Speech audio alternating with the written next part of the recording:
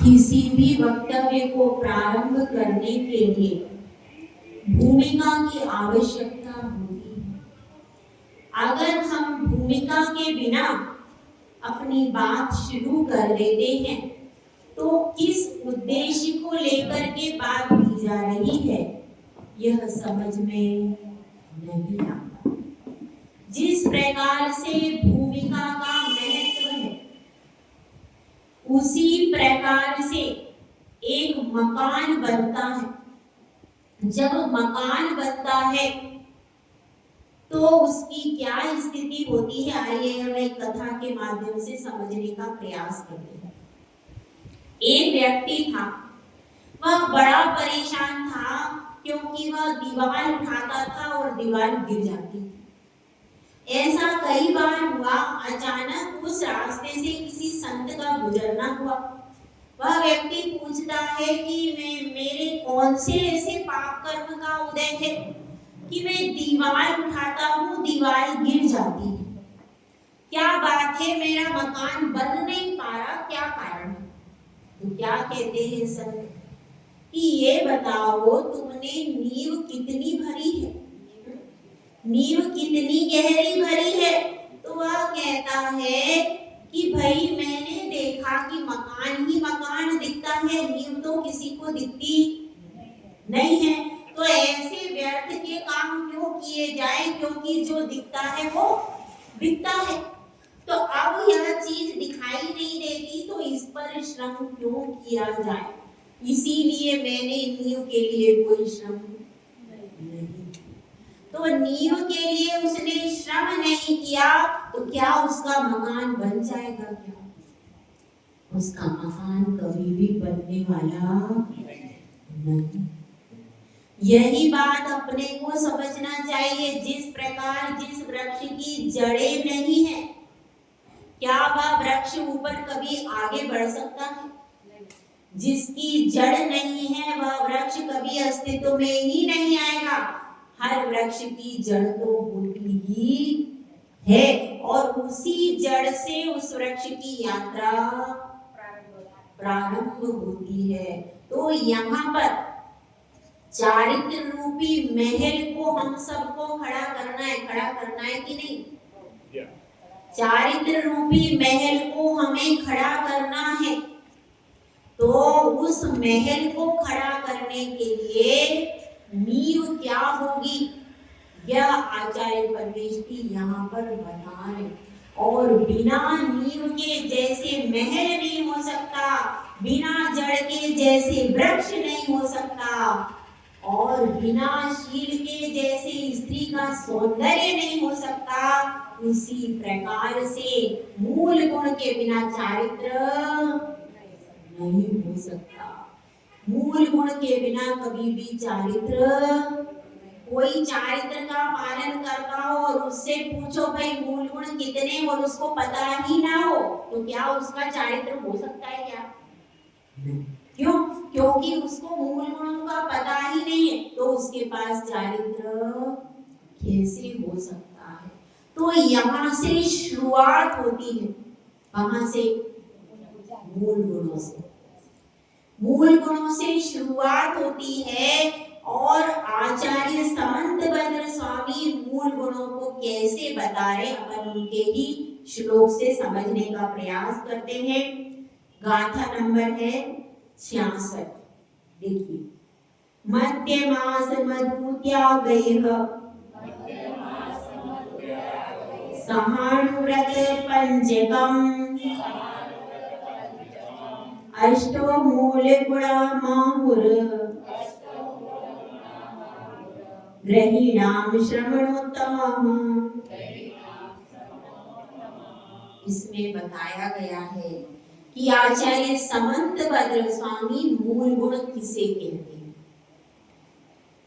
क्या बताया गया है? मध्य, मास और मधु का त्याग। कितने हो गए भाई? 3 हो गए ना? अलग अलग। इसमें जो त्याग है वो क्या है? अंत्य दीपक। मतलब क्या करना पड़ेगा? सबसे पहले मध्य का त्याग, फिर मधु का त्याग, और उसके बाद मांस का त्याग। तीनों का अलग अलग लेना पड़ेगा। तीनों का त्याग और साणु व्रत पंचकम। और इसके साथ में सह मतलब क्या होता है? सह साके सार्धम। सह का अर्थ है साथ में। सह धर्मिणी होती है ना, कौन होती है? पत्नी। धर्म पत्नी कहते हैं, सह धर्मी। धर्मपति आज तक आपको लोगों को नहीं कहा गया। क्यों नहीं कहा गया? धर्म पत्नी कहते हैं ना, धर्मपति। आप लोगों को कितना अच्छा है, आपके नाम के आगे धर्म धर्म लिखा हुआ आता है, लेकिन आप लोग वाइफ कहलाना पसंद करते। धर्म पत्नी कितना अच्छा शब्द है, लेकिन कोई भी कहता नहीं। अब क्या कहते हैं? ये मेरी वाइफ है। कोई कहता है ये मेरी धर्म पत्नी, पहले कहा जाता। तो आप सोचिए, आपने स्त्री पर्याय पाई, निंद पर्याय पाई, लेकिन फिर भी आगे क्या लिखा जाता है? धर्मपत्नी। यानी जिसके साथ में धर्म संयुक्त है, जो धर्म की राह पर लगाती है, वो क्या है? धर्मपत्नी। जो पति मंदिर जाता है और कहती है चलो होटल में, क्या करना मंदिर में, वो क्या है? वो धर्मपत्नी नहीं है। क्योंकि महिलाएं स्वभाव से ज्यादा धार्मिक होती हैं। जितने मुनि होते हैं कहाँ 100 शरण में, उससे दुगनी होती हैं हारिकाएं। श्रावकों से ज्यादा 3 गुनी होती है भैया। 3 गुनी ज्यादा होती है। इसका मतलब वे धर्म में जल्दी लग जाते। तो इसीलिए क्या कहा गया? धर्म पत्नी। अब जो चेलना रानी है वो क्या है भाई? धर्म पत्नी है, क्योंकि उसने अपने पति को सही रास्ता दिखाया। और कितना सुपर रास्ता दिखाया कि वो खुद तो रह गई और पति तीर्थंकर बन गया है। सही बात है कि नहीं? ऐसा रास्ता दिखाने वाली नारी दुर्लभ है। दुर्लभ है कि नहीं? स्वयं कितने संकट सहे उसने, लेकिन धर्म को नहीं छोड़ा। और श्रेणिक ने भी बहुत तरीके की उसकी परीक्षा की, मुनिराजों की भी परीक्षा की, चेलना की भी परीक्षा की, लेकिन वो किसी भी परीक्षा में अपने धर्म को छोड़ती नहीं है। तो इसका परिणाम क्या होता है? जब आप अडिग जमे रहते हैं अपने धर्म में, तो सामने वाला प्रभावित होता है। ऐसी पहली बार में कोई प्रभावित नहीं होता। पहली बार में कोई प्रभावित नहीं होता। जब करोड़ों परीक्षाओं के बाद भी आप अपने धर्म पर अडिग जमे रहते हो, तो सामने वाला परिवर्तित मेहनत करनी पड़ती। कोई भी चीज ऐसे आसानी से मिलती। जैसे आप मकान बनाते हो तो कितनी मेहनत करते हो, उसके लिए नींव भरने से पूरा एक समय पर खड़े रहना पड़ता है। जब कारीगर काम कर रहे हैं, कोई कारीगर सो तो नहीं रहा, पूरा देखना पड़ता है। कितनी मेहनत होती है। साल साल भर में वो मकान तैयार होता है। 1 साल तक रात दिन एक करते, तब जाकर के कहीं वो मकान खड़ा। जब एक लौकिक मकान को बनाने के लिए आपको इतनी मेहनत होती है, तो हम तो पारलौकिक मोक्ष का महल बनाने जा रहे हैं। चारित्र जिसकी नींव है, अष्टमूल गुण जिसकी नींव है, तो इतने बड़े मोक्ष महल के लिए जब हम तैयारी कर रहे हैं, तो उसके लिए तो मेहनत ज्यादा ही होगी। लेकिन फिर भी हम जितना लौकिक जगत में मन तन धन से काम करते, उतना यहाँ पर काम नहीं कर पाते। तो अब अपनी बात चल रही, सबसे पहले क्या है? अष्टमूल गुण में क्या बताया आचार्य समंतभद्र स्वामी ने? मद्य, मांस और मधु का त्याग और 5 अनुव्रतों का पालन। 5 अनुव्रतों का पालन का पूरा बता चुके, अतिचार सहित बता चुके। अब बात आ रही है मद्य की।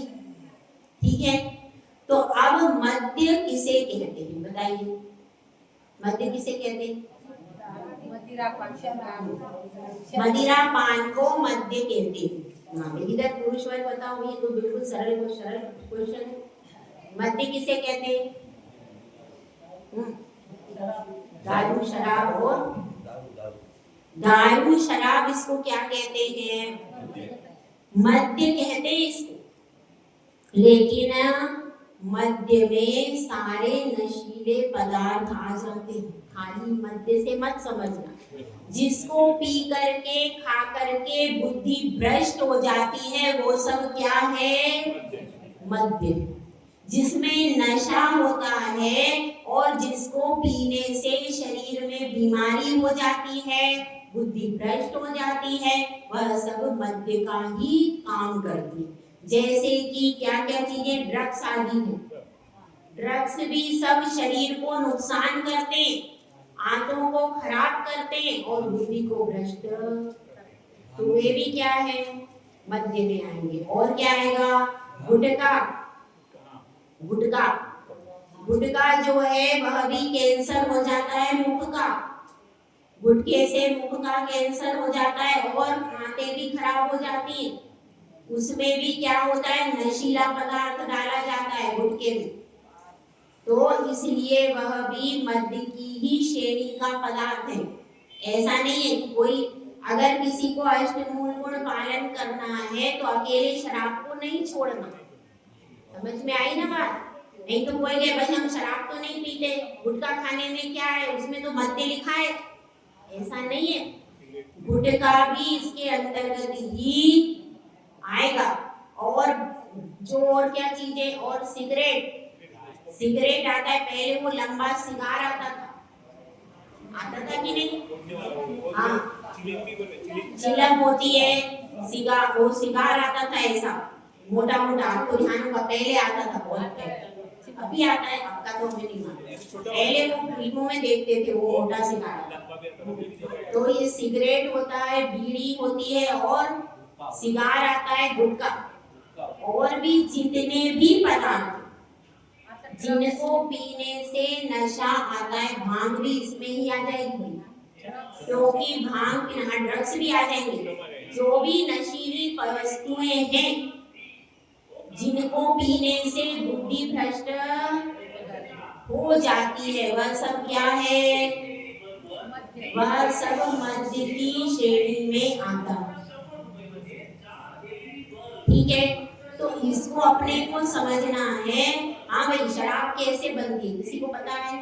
कोई बता सकता है शराब कैसे बनती है? क्या शराब?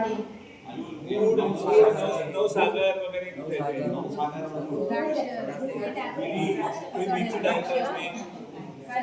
क्या है भाई? हाँ चलो, बहुत सारे देखो क्या है प्रोसीजर कि उसमें गड्ढे करते हैं, गड्ढे करते हैं और गड्ढे में क्या कर देते हैं? पानी भर देते हैं और उसमें क्या करते हैं? और वो भी गड्ढा कोई शुद्ध नहीं रहता, आप सोचो उसमें कीचड़ भी है, उसमें सब गंदगी है। वह गड्ढा कर लिया, जो खेत होता है कुछ भी ले करके उसमें गड्ढे करते। गड्ढा करने के बाद में उसमें अंगूर है, सारे जो सड़े हुए मार्केट के फल है, वो सड़े हुए फल लेकर के उसमें डाल देते हैं और अन्न डाल देते हैं और सब ये महीनों तक सड़ता रहता उसमें। किसमें? उस गड्ढे में। गड्ढा कोई शुद्ध नहीं रहता। अगर अपन जमीन में गड्ढा करेंगे तो क्या वो शुद्ध होगा? और उस गड्ढे को जब करते हैं तो कितने जीव रहते हैं पृथ्वी का है, वो सब निकलते हैं, वो सब उनमें कुछ विवेक नहीं रखते। वो सारे पृथ्वी खोदने के बाद जो जीव होते हैं वो भी मरते हैं और उसमें पानी भर देते हैं और ये सारी चीजें, सड़े हुए फल और अनाज सब भर देते। जब ये अच्छे से पूरा भर देते तो भरने के बाद क्या होता है? उसमें से बदबू, खूब बदबू आती है। यहाँ तक कि बताया है 1 किलोमीटर तक बदबू आती, इतनी भयंकर बदबू आती है उसमें से, इतना सड़ते। आप देखो कोई वस्तु यदि सड़ जाए कितनी बदबू आती है। अगर कमरे में सेब है, सेब में थोड़ा सा भी सड़ जाए सेब, क्या होता है? बदबू आने लगती, कमरे में आप बैठ नहीं सकते सड़ा सेब रखा हो।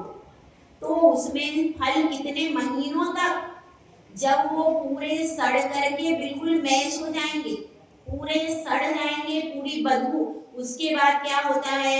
उसमें असंख्यात कीड़े बिलबिलाते उस गड्ढे के अंदर।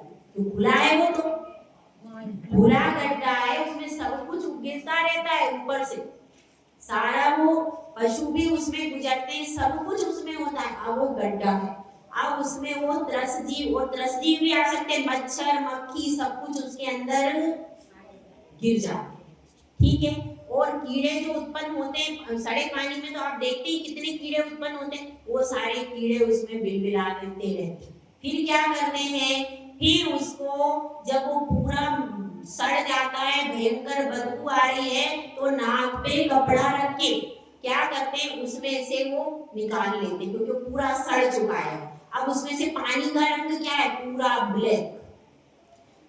ब्लैक होता है वो पानी का रंग, और वह पानी क्या होता है, फिर बहने लगता है, क्योंकि ये सब सड़ता है, तो पानी उसमें जो भरते हैं वो धीरे धीरे बहने लगता है, और ये बहते बहते पहुंचता है दूसरी पृथ्वी पर, तो आसपास की सारी भूमि की उर्वरा शक्ति खत्म हो जाती है। क्यों?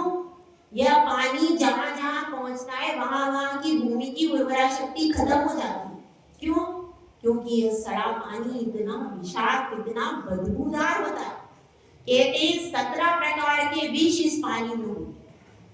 अब क्या होता है, बदबू तो इतनी आ रही, मुंह पे पट्टी बांध कर, नाक पे पट्टी बांध करके, अब वो सारा जो था वो सब निकाला पानी उसमें से, अब वो पानी रह गया, वो तो सब मेल्ट हो गया। अब उसमें से वो सड़ा काला पानी निकाला। अब वह काला पानी निकाल के क्या करते, अब उसको लेकर के आए, उसको शुद्ध करना है भाई, रिफाइनिंग का प्रोसेस चालू। अब उसमें जितने जीव थे, जितनी गंदगी थी, सब क्या हो गई, उसी में मेल्ट हो गई, और इतनी बदबू आती है, कोई भी वहां खड़ा रहेगा दूर होता है, पर उनको तो अभ्यास हो गया जो वर्कर से, तो अब वो बदबू बहुत ज्यादा है। अब क्या होता है, रिफाइनिंग के बाद भी बदबू जाती, तो उसमें बदबू को दूर करने के लिए विभिन्न प्रकार के केमिकल्स डालते हैं, जिससे वह बदबू खत्म हो जाती है, और फिर उसको मार्केट में लाते हैं। हाँ, वो डालते होंगे जो भी, तो उसमें क्या, ये उसका बनने का प्रोसीजर। अब इस प्रोसीजर को कोई अगर बनता हुआ देख ले शराब की फैक्ट्री में, तो क्या कर सकता है, उसकी कभी पीने की इच्छा नहीं। इतने गंदे तरीके से वो बनती है। ये उसके बनने की विधि बता रही हूँ आप लोग। ये शराब है, हाँ, साबूदाना तो शकरकंदी को सड़ा के बनाते हैं, वो तो मुझे पता है। साबूदाने में शकरकंदी को सड़ाया जाता है, और उसको पैर से गूंथते हैं, इल्लियां पड़ जाती हैं उसमें ये सब इल्लियों का ही सब कुछ है। जो साबूदाना है वास्तव में वो सफेद कलर की इल्लियां पड़ जाती है, और उन इल्लियों का ही वो कलेवर है, वो वास्तव में साबूदाना जैसा है वैसा है ही नहीं।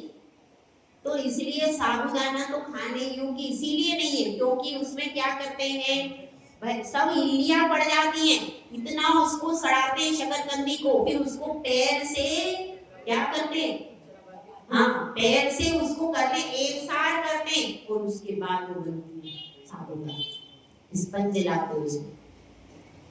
तो इसलिए आप अपनी बात सुन रही है, वो ऐसे ऐसे प्रोसीजर है कि सुन के ही आपकी क्या हो जाए, आपका एकदम आंसू आ जाए। बताओ, असंख्यात जीवों की हिंसा, असंख्यात। शराब में क्यों मना करते हैं आचार्य, व्यर्थ में तुम असंख्यात जीवों की हिंसा कर रहे हो, व्यर्थ में। बिना उसके भी अपना जीवन चल सकता है कि नहीं चल सकता, चल ही सकता है। और पीने के बाद बुद्धि खत्म, विवेक खत्म, और आंतें खराब, मस्तिष्क की बीमारी अलग, और क्या, कैंसर की बीमारी, 17 प्रकार के विष है, उस पे भी लिखा रहता है स्वास्थ्य के लिए हानिकारक। इतना लिखते भी हैं, बिना उसके बोतल बिक नहीं सकती, वो जरूर लिखा जाए, लेकिन पढ़ने के बाद भी जिसको लत लग जाती है वह छूटता। और एक शराब कितने सारे जीवन को खराब करती है, पूरे परिवार के जीवन को खराब कर देती, और फिर उस व्यक्ति का नाम नहीं लिया जाता, क्या कहा जाता है, शराब। उसका नाम, उसका काम, उसकी हर चीज खत्म हो जाती है, फिर उसका एक ही लेवल होता है, क्या? कितना ही वो अच्छा हो, लेकिन कहा क्या जाएगा? ये स्मोकिंग करता है, ये शराब पीता है, यही कहा जाता है। तो अपने नाम को, अपनी प्रतिष्ठा को धूमिल करने का सबसे सरल तरीका क्या है? मद्यपान करना। इसलिए इसको छोड़ना चाहिए। अब देखिए, अमेरिका में एक यूनिवर्सिटी थी, तो वहां पर 200 जो विद्यार्थी, क्योंकि वहां पे तो अगर ठंड ज्यादा होती है तो वहां ज्यादा पी जाती है शराब, तो वहां पर 200 विद्यार्थी ऐसे थे जो कि शराब पीते थे। ठीक है, स्कूलों में वहां चालू हो जाती, वहां तो छोटे बच्चों को भी चालू हो जाती। तो वो 200 विद्यार्थी पीते थे और अन्य विद्यार्थी नहीं पीते थे। तो एक सर्वेक्षण किया गया, सर्वे किया गया कि भाई परीक्षण करें, तो जो विद्यार्थी मद्यपान करते थे उनकी बौद्धिक क्षमता कम थी, और जो मद्यपान नहीं करते थे उनकी इंटेलिजेंसी, उनकी क्षमता क्या हुई? ज्यादा हुई। तो इस तरह से सर्वे करने के बाद जो वहां पर थीसिस लिखी गई, और थीसिस में कई सारे विद्यार्थियों को समझाया गया कि भाई यह हमारे स्वास्थ्य के लिए हानिकारक है, इसका सेवन मत करो। तो फिर क्या हुआ? 90% विद्यार्थियों ने शराब का त्याग कर दिया। तो इसी तरह से यह जो चीजें हैं, इनको कब करना चाहिए? इनको बचपन से ही त्याग करा देना, क्योंकि जब चीजें बढ़ जाती हैं तब कोई बड़ा वृक्ष हो गया, उस समय कटीला वृक्ष बड़ा हो गया, उस समय आप काटोगे तो वो कटेगा क्या? इसीलिए बचपन से ही त्याग करना चाहिए। और दूसरी चीज क्या है? मांस। मांस संज्ञा कहां से शुरू होती है? मांस संज्ञा कहां से शुरू होती है? त्रस जीवों के कलेवर को मांस कहते हैं, जिसमें रक्त आदि, रक्त और मांस होता है। वो कहां से शुरू होती है? 2 इंद्री से। 2 इंद्री से लेकर पंचेंद्री तक के जीवों की संज्ञा क्या है? मांस। एक इंद्री की मांस संज्ञा क्यों नहीं है? क्योंकि उसमें खून ही नहीं है, खून से ही मांस बनता है। सप्त धातु नहीं होती उसमें। किसमें? सप्त धातु के साथ, हाँ, इसलिए उसको मांस संज्ञा नहीं होती। कुछ लोग कहते हैं भाई एक इंद्री को भी मानो, तो नहीं, एक इंद्री में नहीं होती। कुछ लोग दूध को भी मांसाहार कहते हैं, ऐसे ऐसे लोग हैं, लेकिन दूध मांसाहार नहीं हो सकता। ठीक है, तो इसलिए यहाँ पर बात चल रही है कि मध्य मांस की संज्ञा कहाँ से आती है? 2 इंद्रिय जीव से लेकर के पंचेंद्रिय तक का कलेवर, जो कि मृत कलेवर है, उसको क्या कहते हैं? मांस। एक कोई भी जीव आपके घर में मर जाता, आप क्या करते हो? तुरंत सूतक तो बाद में करोगे पालन, पहले उसको लेके जाओगे शमशान में। पहला काम क्या करोगे? अरे भैया देर हो रही है, इसको ले जाओ, निकालो घर से बाहर। कितनी देर रख लोगे? कितनी देर रख लोगे? बदबू आने लगती है, इसलिए अपन उसको बाहर निकाल लेते हैं। तो ऐसे घर में नहीं मरना, तुम बदबू आए लोगों को, है ना प्रतिभा, है ना? बाहर डोले में जाना, क्योंकि जब हम साध्वी होकर के मरते तो देखना कभी भी शरीर में से बदबू नहीं आती। हमने प्रैक्टिकल देखा। जब हम त्यागी बन करके जाते हैं, साधु बन करके जाते हैं, शरीर में से बदबू नहीं। क्यों? ये अतिशय है रत्नत्रय का। रत्नत्रय का अतिशय होता है कि शरीर में से स्नान नहीं करते, कुछ भी नहीं करते, और अंत में वो रात भर भी कई बार रखना पड़ता है, क्योंकि रात्रि में तो दाह संस्कार होता नहीं। तो उस समय पर कोई साधु का यदि समाधि मरण रात शाम को हो गया, जैसे दिन ढलने के समय पर, तो रात भर उसको रखा जाता है, और उस समय साधु बैठे रहते हैं पूरे, पूरे अगर माता जी का हुआ है तो पूरी जितनी भी माता जी हैं सारी माता जी वहां पर बैठेंगी, दीदियां बैठेंगी और साथ में महिलाएं भी बैठती हैं, पूरी रात उसकी सुरक्षा करते हैं। लेकिन फिर भी हमने कई बार देखा है, कई सारे आचार्य तपस्वी सम्राट सन्मति सागर महाराज जी के संग में भी समाधियां देखी है और अपने गुरुदेव के पास तो देखी है। यहाँ तो व्रत साधु होते ही है तो चलता ही रहता है हर साल एक कोई समाधि कोई दीक्षा।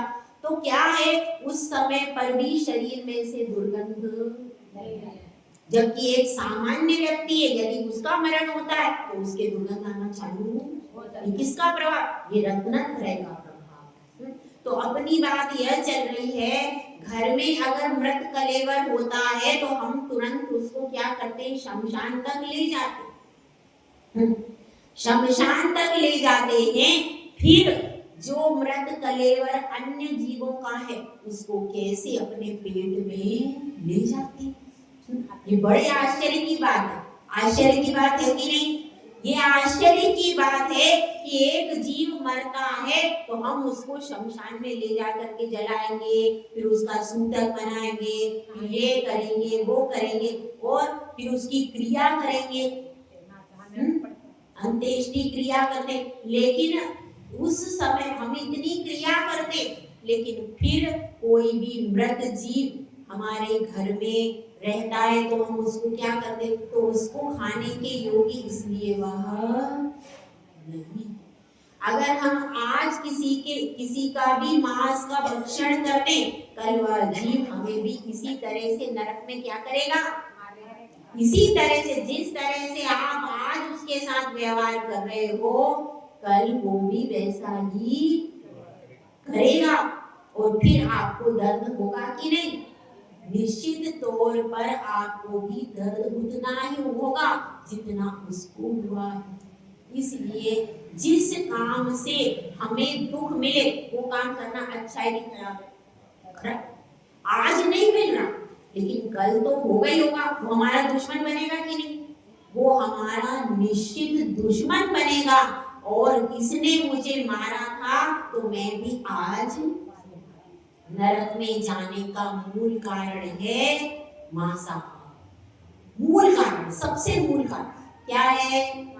जो मांसाहार करते हैं वे 100% नरक नहीं जाते, बिल्कुल गारंटी से।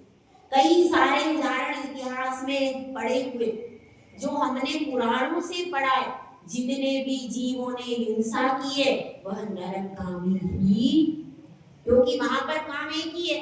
नरक में क्या काम है?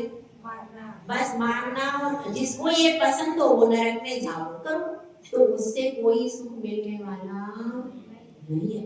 इसीलिए हिंसा को छोड़ने का यहाँ पर उपदेश दे रहे। तो क्या बताया? और मधु कैसे बनता है भाई? मधु क्या होता है?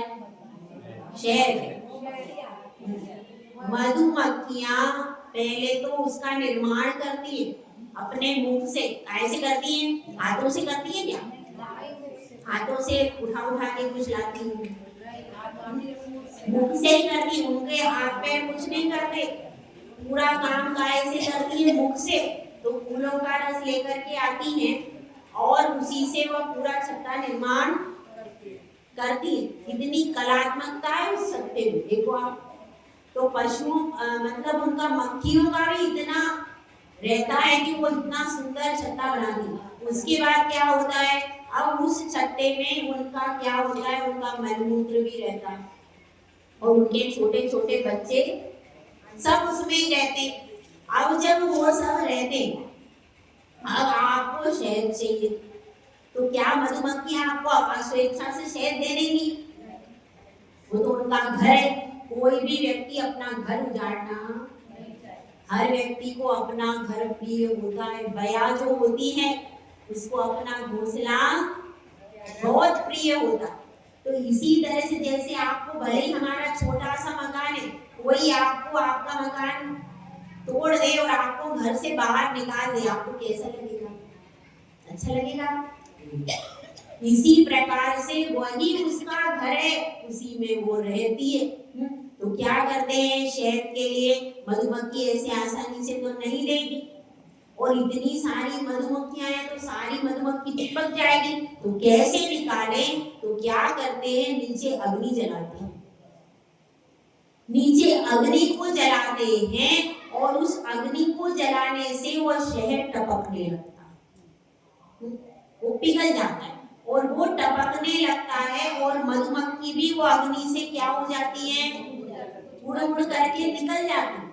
उसके बाद भी छोटे बच्चे तो रहते हैं ना, उड़ नहीं पाते, तो क्या करते हैं, जब थोड़ी बहुत मधुमक्खियां चली जाती हैं तो उस छत्ते को निचोड़ लेते, क्योंकि अब शहद तो गर्मी से नीचे आ रहा है, अब उसमें वो वहां पर पात्र रख के उस शहद को निचोड़ लेते। उसमें कितनी, एक बूंद शहद में 60 गांव जलाने का पाप लगता है, इतना वह हानिकारक है।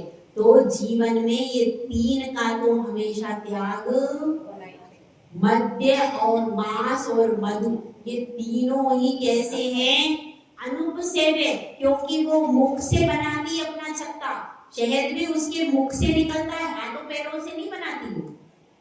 आप तो हाथों से रोटी बनाते हो, वो कैसे बनाती है, मुख से बनाती है, और वह मुख से जो उसने रस यहाँ से बनाया है, उसके मुख में ही सारा फूलों का रस था और उसी को उसने बाहर निकाल दिया, उल्टी हो गई, वमन। उसका वमन क्या है, शहद है। अगर कोई वमन कर दे तो आप क्या करते हो, बदबू आ रही है, पानी डालो,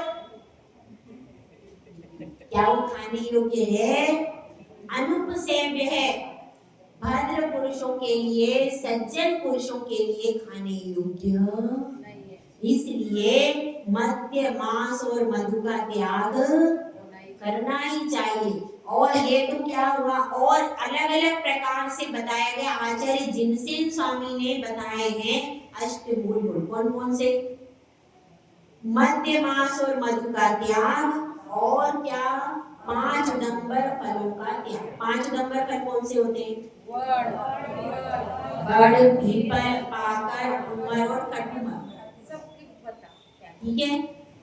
तो ये सब फल उपयोग में ही अपने नहीं आते, इनको ज्यादा जानने से मतलब नहीं, क्योंकि ये बड़ जो होता है, बड़ का पेड़ देखा है, उस पर देखना एक फल लगा है, पीपल का भी फल होता है, पीपल में भी फल होता है, बड़ में भी फल होता है, तो ये सब कैसे हैं, ये सब खाने योग्य फल नहीं है। अंजीर होता है, अंजीर भी खाने योग्य फल, उसको खोलने से अंदर बहुत सारे जीव होते हैं, तो इसलिए वो खाने योग्य।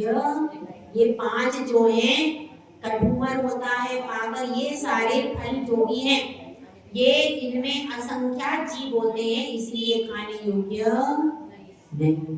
तो ये क्या हो गया, तो कम से कम ये मूल गुण तो आप सब ले सकते हो कि नहीं, 5 नंबर फल का त्याग और 3 मकार का त्याग ले सकते हो कि नहीं भाई?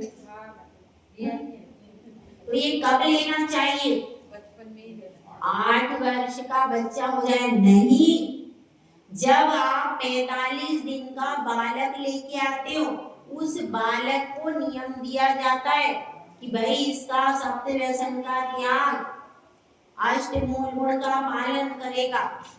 और एक आचार्य परमेश्वरी ने अष्टमूल गुण में लिया है सप्त व्यसन का त्याग, 5 उदंबर फल का त्याग, ऐसा भी एक आचार्य परमेश्वरी ने लिया। कितने प्रकार के हो गए, 3 प्रकार के। और सुनिए,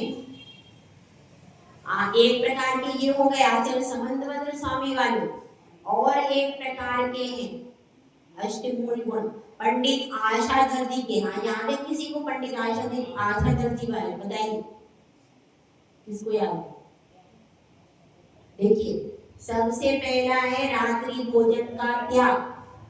क्या है, रात्रि भोजन का त्याग। नरक के 4 द्वार हैं। प्रथमम रात्रि भोजनम, रात्रि में भोजन करो तो कहाँ चले जाओ, नरक में, क्योंकि रात्रि में भोजन करने से सारे जीव गिरते और वो जीवों का कलेवर हो जाता है, तो उसको आप खाते हो तो मांस की संख्या है रात्रि भोजन की। रात्रि पानी की पूर्ण संख्या है, काय में लिखा है? ये पद्म पुराण में लिखा है, देख ले। तो इसलिए यह सब क्या है? इसलिए रात्रि भोजन नहीं करना चाहिए। नरक में नहीं जाना हो तो रात्रि भोजन का त्याग करो।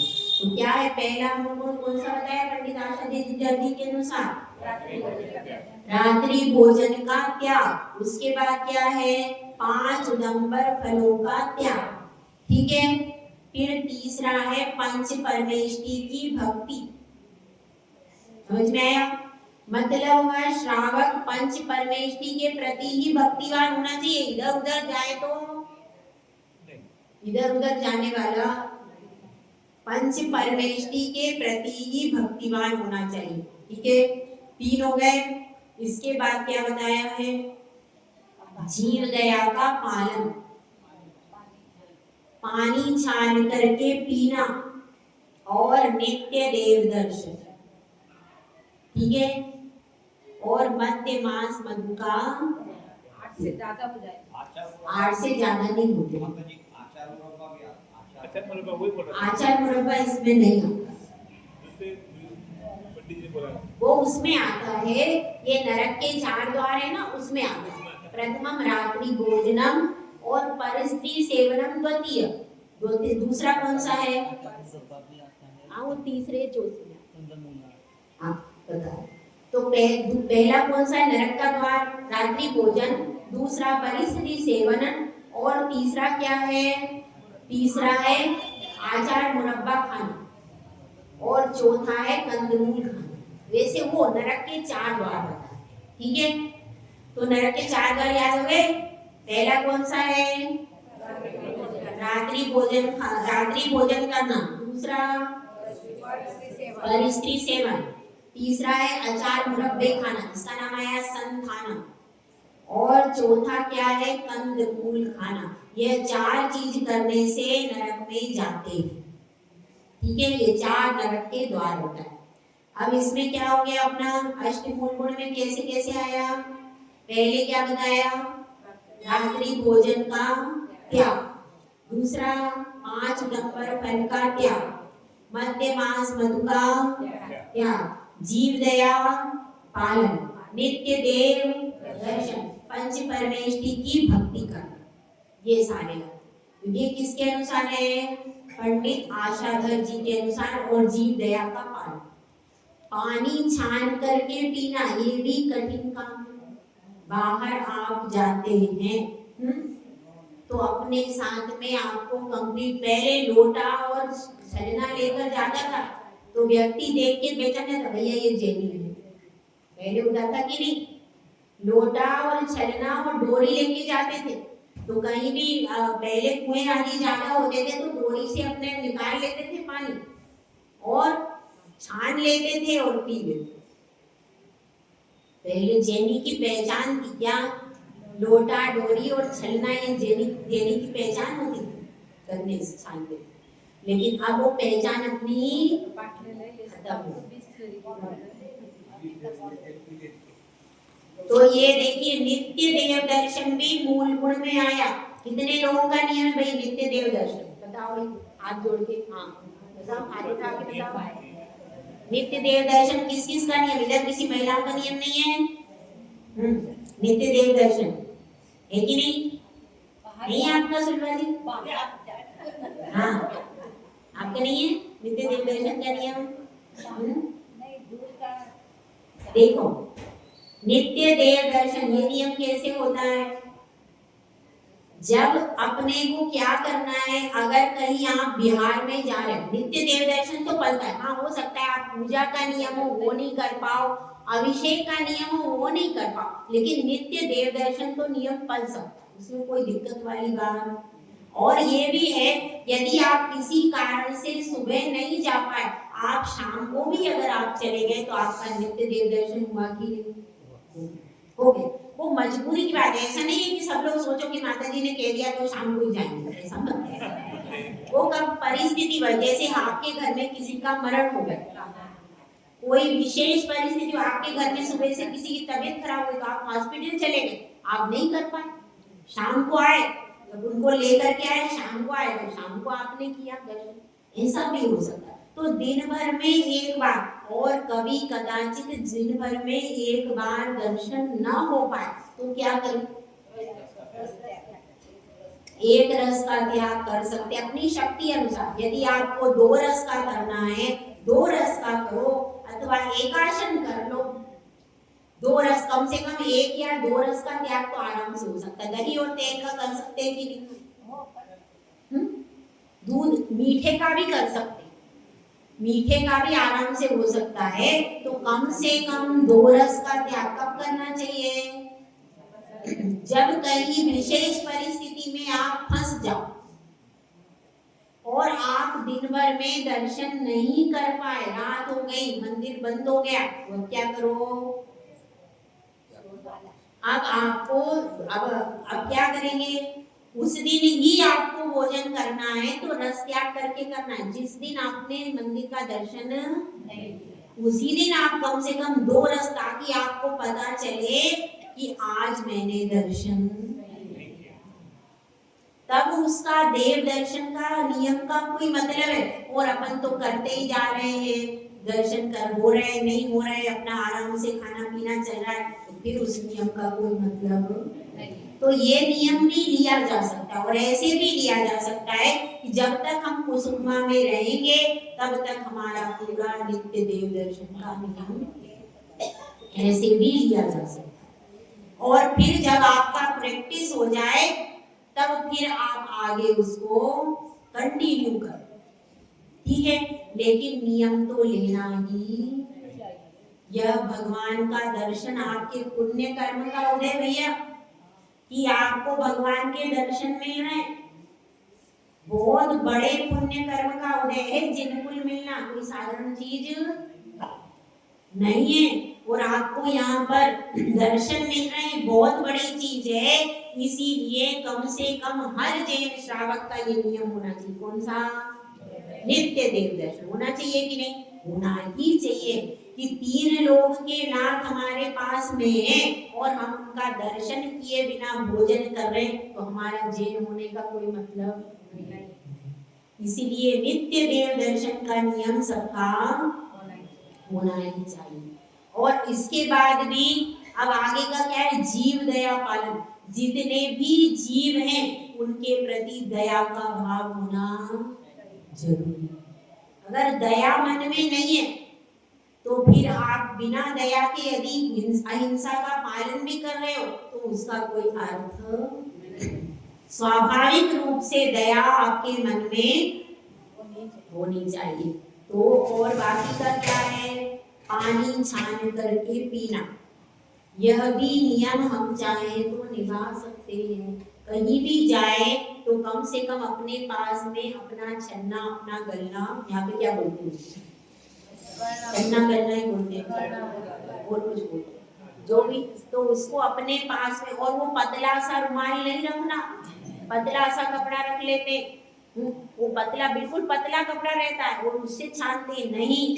कम से कम मोटा वाला गलना अपने पास में होना चाहिए, ताकि कम से कम उन जीवों की हिंसा नहीं हो। अपने साथ में लेकर के यदि आप जाएंगे तभी आपका ये नियम पल सकता है, क्योंकि आप उम्मीद करें वहां कहीं मिल जाएगा, तो कहीं मिलने वाला नहीं। इसीलिए अपने साथ में रखना पड़ता है उसको। जो आप नियम लेते हैं उसकी सामग्री अपने साथ में रखनी पड़ती। यदि हमारे साथ में सामग्री नहीं है तो आपका नियम पलने वाला। स्वयं जागरूक रह करके स्वयं अपन प्रयास करते तब हमारे नियम पलते हैं। तो ये 3-4 प्रकार के मूल गुण आपको बताए। अपनी सामर्थ्य के अनुसार कम से कम एक प्रकार का मूल गुण तो यहाँ से अंगीकार करके जाना। अब आपका नियम देने का समय आगे धीरे धीरे समय आ रहा है। अभी तक तो आप लोग फ्री घूम रहे, अब फ्री घूम नहीं पाओगे। अब नियम देने का समय धीरे धीरे आ रहा है। जय बोला आचार्य सुंदर सागर महाराज की। 8 मुकुट का पालन कौन से वाले है?